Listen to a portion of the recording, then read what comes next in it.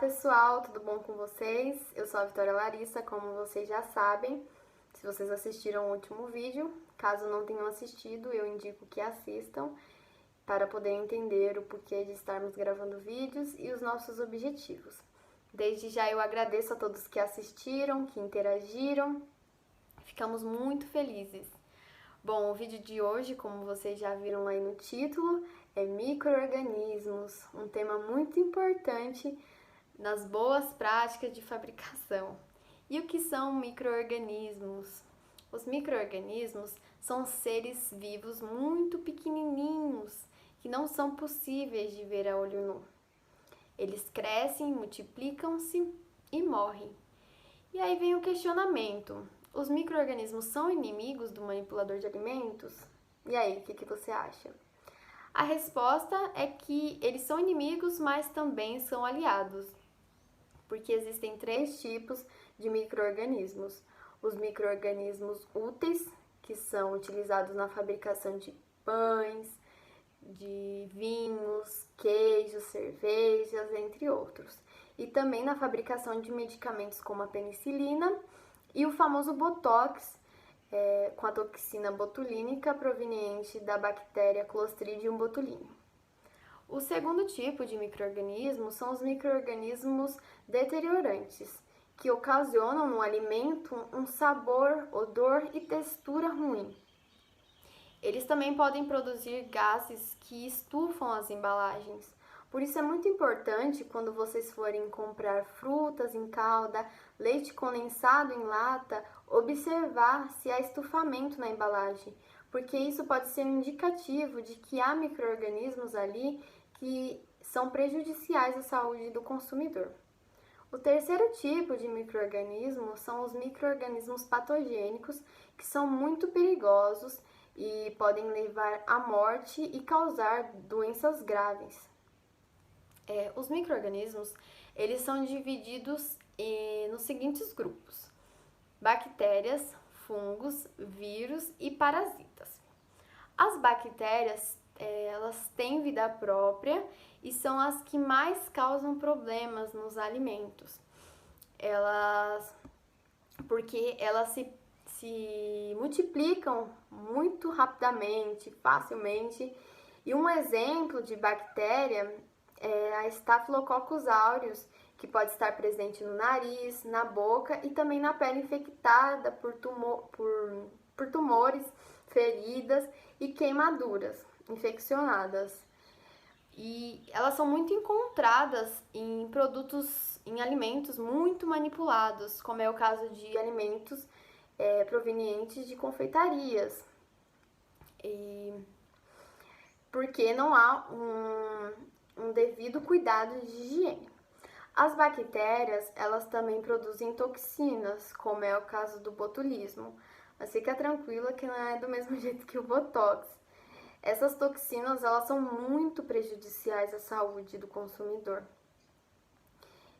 As bactérias, elas também produzem esporos, como é o caso da bactéria Bacillus cereus, que é muito comum nos produtos de panificação. E esporos são como sementes com uma espécie de capa protetora. Bom, o outro grupo é o grupo dos fungos. Os fungos, eles também possuem vida própria e se multiplicam em alimentos mais secos, frescos e com uma maior quantidade de açúcar. São micro-organismos filamentosos parecidos com fios de algodão. São frequentemente encontrados em pães, frutas e cereais. Produzem toxinas chamadas micotoxinas, consideradas perigos químicos pelo efeito acumulativo no organismo dos seres vivos e podem ocasionar problemas sérios de saúde. Os perigos químicos, eles serão explicados no próximo vídeo, então espera aí um pouquinho que logo já serão mostrados para vocês. E os bolores ocasionados pelos fungos, eles podem ser vistos na superfície de um alimento mofado. mas seus filamentos eles estão por todo o alimento, formando uma rede. Mas é por isso que nós não podemos nos deixar enganar. Quando nós vemos uma fruta mofada, geralmente nós pensamos, essa parte está mofada, eu vou cortar e eu vou usar o resto. Mas, na verdade, não é o ideal, porque os filamentos já estão por todo o alimento e logo já não é o ideal para comer, porque já está contaminado também. O terceiro e quarto grupo são os vírus e parasitas. Eles não possuem vida própria, eles precisam de um organismo para poder se desenvolver, um organismo animal ou um organismo humano. Eles são os vírus são ainda menores que as bactérias e causam muitas doenças, né, como nós já sabemos. E os parasitas, como a verme, elas podem contaminar os alimentos, provocando graves doenças. Os micro-organismos, eles precisam de condições favoráveis para sua multiplicação. E essas condições são água, nutrientes e temperatura. Quando eles encontram essa condição, eles se multiplicam facilmente. Os micróbios prejudiciais à saúde, eles podem se multiplicar na faixa de 5 a 60 graus, que é chamada a zona de perigo. Geralmente uma temperatura de quando um alimento acaba de sair do forno, ou do fogo assim mesmo, como um brigadeiro, um bolo, e aí ele fica ali, descansando na temperatura ambiente, e aí os micro-organismos podem vir e fazer a festa.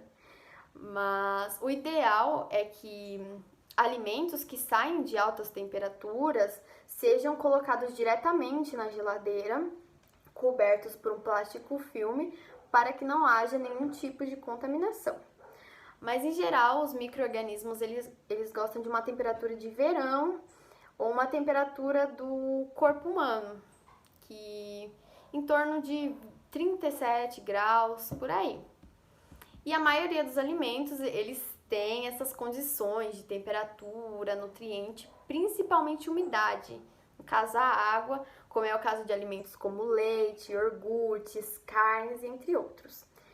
E aonde estão esses micro-organismos? Os micro-organismos, eles estão no ar, na água, no piso, na parede, em nós mesmos, nosso cabelo, nosso nariz, na nossa boca, sapato, roupa e em tantos lugares. Mas o grande problema é que esses micro-organismos, eles causam a famosa DTA, doença transmitida por alimento, que pode ocasionar doenças sérias, né, como o próprio nome já diz.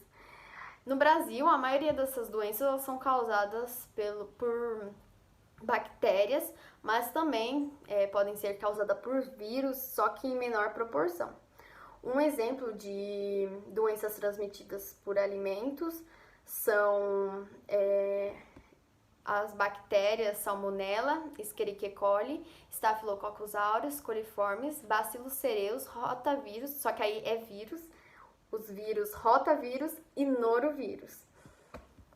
Esses vírus e bactérias podem causar sintomas como vômitos, dores abdominais, diarreia, falta de apetite, febre, mas os sintomas variam. Então é importante a gente ir no médico, porque lá será feito o diagnóstico através dos sintomas do paciente ou com exames.